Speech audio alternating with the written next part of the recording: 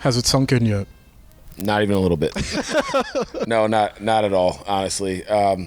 There's just so much work that goes into preparing for this. You know, a lot of logistical things that go on. And so it sometimes feels like as the head coach, everybody else gets to do the baseball, and I'm doing a lot of behind-the-scenes things, which is how I don't mind it. But, you know, it hasn't really sunk in just yet. I'm sure it will on the bus ride home tomorrow or sometime, you know, when things slow down. But, man, just so excited and so proud. You were emotional right when that final out was made. Yeah. Of course, you're absolutely overjoyed that you just won a state title, but what was it about the moment that got you in tears? The journey, you know, when you commit to something the way that our guys committed to this journey, and then when you reach the destination, it's an overwhelming feeling of joy, you know, and so those were happy tears. That was mission accomplished tears. But there was a lot of sleepless nights. There's a lot of me loving on those kids, but also chewing them out when they need it. Ask Jet Smith tonight. Got it at third base for not sliding in hard to the bag. No, but we committed ourselves to this when the season ended last year. And I told the kids, you know, our season ended what we felt was 3 weeks early a year ago. And so we started 3 weeks early this year in the weight room. And so this has been a pointed effort on a lot of people's part, and I think it's just trying to run through the snapshot of everybody that's been a part of this and helped us. And yeah, like I said, it's just an overwhelming feeling of joy that I just couldn't be more proud of our guys and our parents and the community, the school. It's a lot of work, and we finally got it done. Going into the X's and O's a bit, in the state semifinal, you guys didn't have your first hit until the 7th inning, and here we are in the state championship, and your bats are hot right away in the first inning. What sparked that? You know, I think we've been close for several games now. We've been close to breaking out. We hadn't really gotten that big hit, you know, the timely hit. But we've had productive at-bats. You know, we're lining out a lot. We're getting runners on. We just couldn't cash in there for a couple games. And then, like we said, we manufactured when we had to, and it got us to this point, and that's tournament baseball, right? I mean, it's not going to be easy. But tonight, again, man, what a pitcher, the lefty, Cole Charles from Amherst. Sophomore, lefty, you know, runs it up mid-upper 80s, and we knew he was going to give us a test, and our kids put some good at-bats together on him, put some pressure on, got him in the stretch, which was part of the game plan to see how he would perform out of the stretch. And it kind of, you know, we got a couple timely hits tonight. We had some great base running plays, big hustle play by Benny Nikars, scoring 2 runs on a pass ball. Things like that matter in those types of games. So, yeah, I think we've been on the cusp of breaking out, and tonight we finally did. The pitching. I feel like Owen Graff was so huge in this game despite the fact he did not throw it all. The fact that he threw a complete game in the state semifinal, how huge was that to have Owen play a complete game and then open the door for your 2 and 3 pitchers in this game? Yeah, our pitching staff's been deep all year, and, you know, Owen going – a complete game, 69 pitches last night. Well, I guess 2 nights ago now.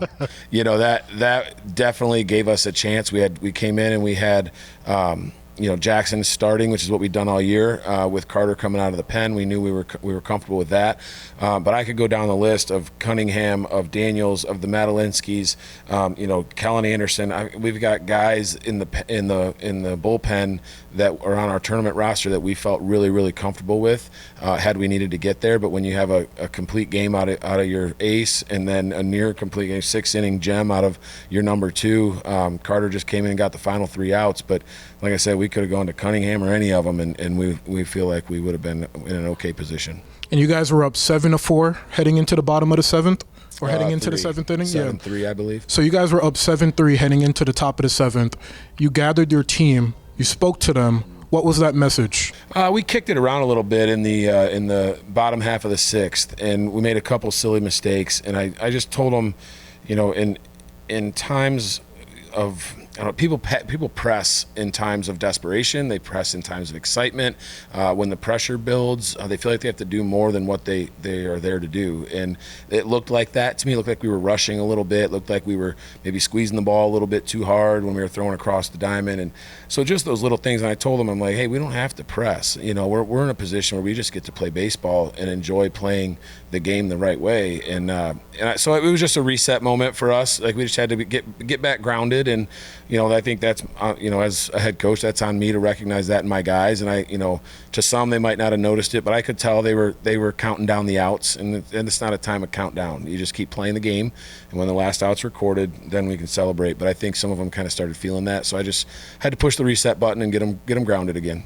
And of course, as the playoffs go on, every game gets more important, every game gets more stressful. But for you, when did you find the time to just enjoy the moment? I know it's great to be here and you have a job to do, you want to win a state title, but even before you were raising that, when did you find the time to just enjoy the fact that you're playing for a state championship? That'll probably happen like next week, maybe tomorrow. It hasn't happened.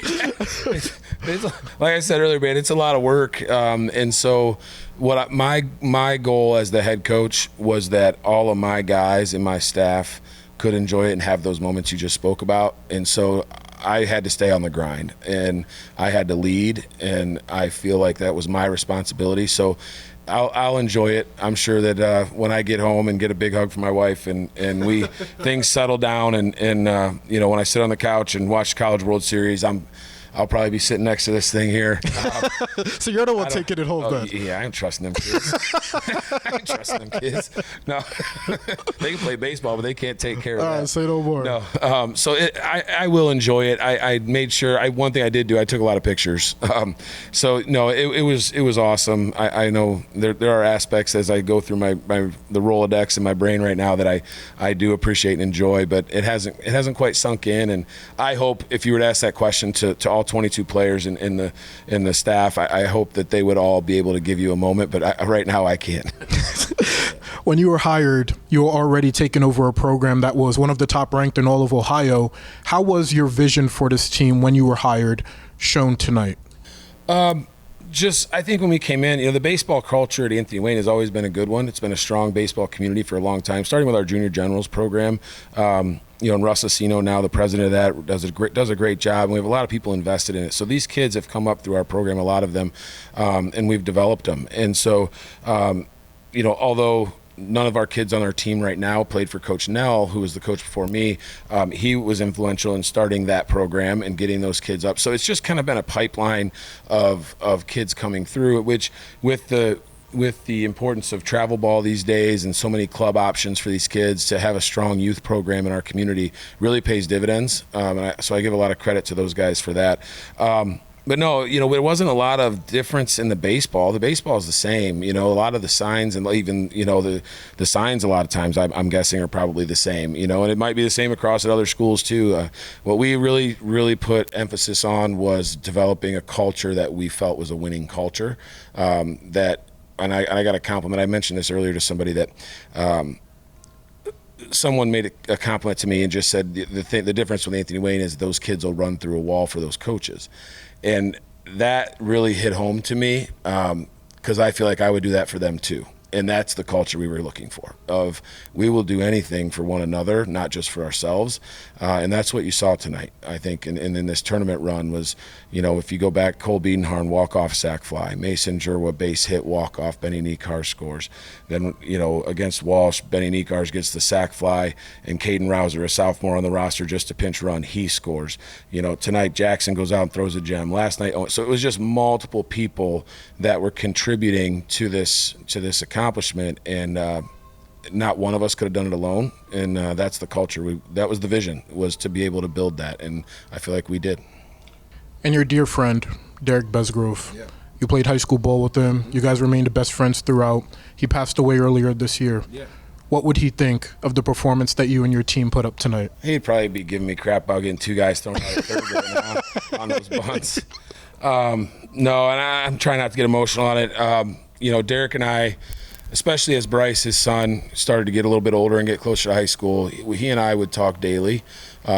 lot of times just via text. I know I would have had about 100 text messages from him today, one each with a scouting report on every one of the Amherst kids, because that's just who he was, and he would have dug deep and made sure I had what I needed. He would have been one of the first ones to text after the game. I don't know. I miss my buddy, but I don't know.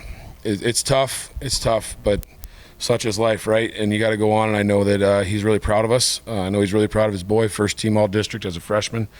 Clay made a state run. Look out for them in the next couple of years. And he had a big part in that and in my life too. So yeah, I miss him, but I don't know. It's just I don't know. It's tough to talk about. How does he give you strength in the biggest game of your life?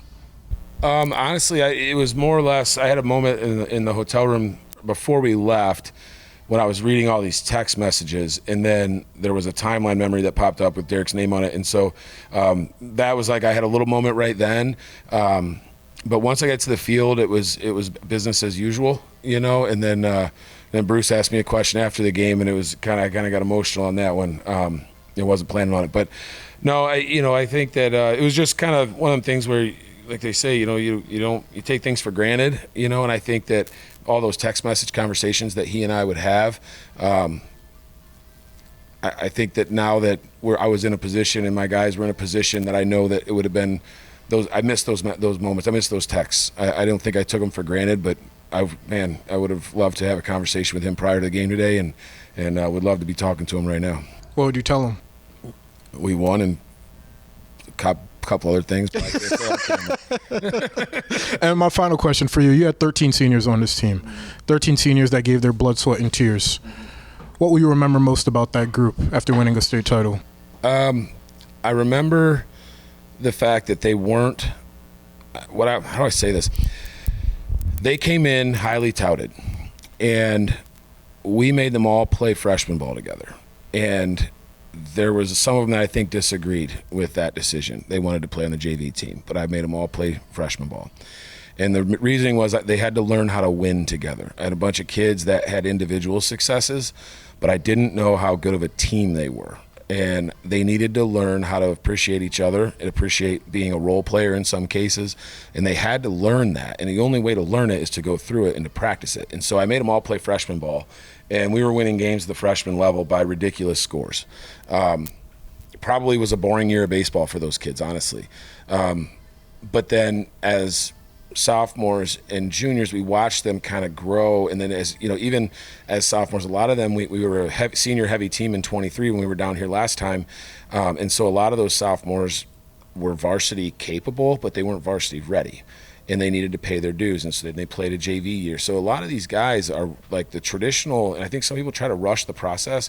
They were freshmen, JV, and then 2 years of varsity. So the development was there, and I think what I'll remember most is that they stopped worrying about themselves, and then they bought into the process. And because of that, it got us to where we are today. And that is a Division II state championship. Coach. My man. Thank you so much. Appreciate you. Congrats, man. Thank you. Seriously. Thank you so much.